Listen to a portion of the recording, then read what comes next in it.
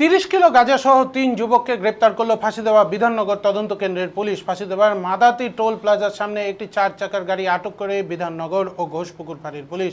গাড়ির ভেতরে তল্লাশি চালিয়ে 30টি কালো প্লাস্টিক বন্দি প্যাকেট উদ্ধার করা হয়। সেগুলির ভেতরে গাঁজা পাচার করা হচ্ছিল। জানা গিয়েছে কোচবিহার থেকে বিহারের উদ্দেশ্যে গাঁজাগুলি পাচার করা হচ্ছিল। ঘটনায় 3 জনকে গ্রেপ্তার করা হয়। উদ্ধার গাঁজার বাজার মূল্য লক্ষাধিক টাকা। এদিন ধৃত 3 জনকেই শিলিগুড়ি মহকুমা আদালতে পাঠানো হবে।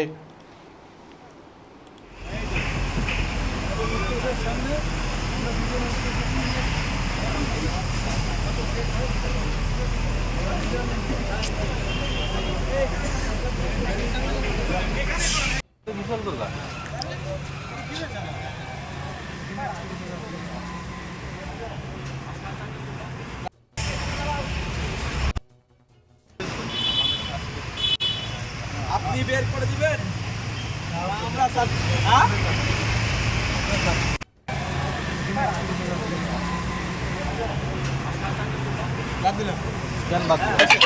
দাঁড়া 1 মিনিট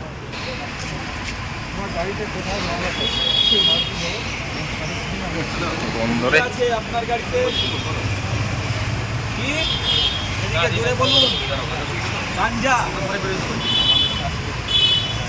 আপনি বের করে দিবেন আমরা কেন তুমি বের করে দিবা না? তুমি তো বললা গাঁজা আছে। আচ্ছা ঠিক আছে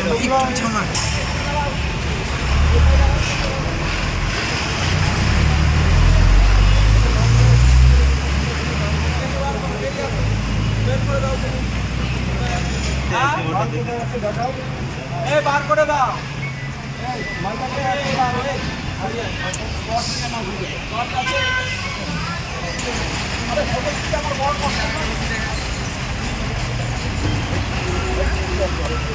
এই হাত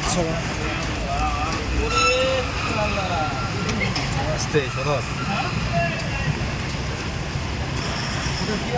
কি আছে এগুলো?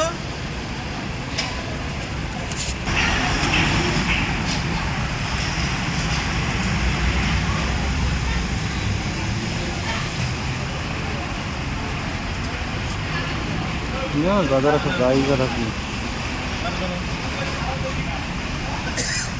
কতটা আছে তোমরা জানো না?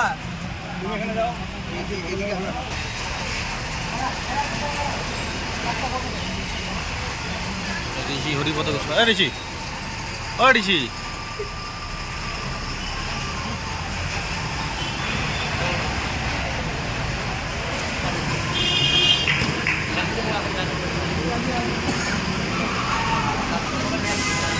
ওরে বাবা এ তো দেখি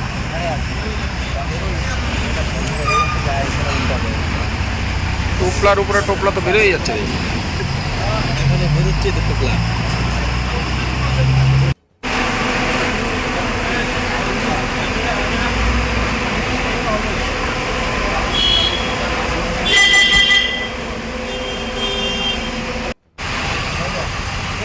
এই যদি একটু জানান কি হয়েছে বিষয়টা। দেখতে পেয়েছেন গাঁজা ধরা হয়েছে। এটা কজন গ্রেপ্তার হয়েছে এখন?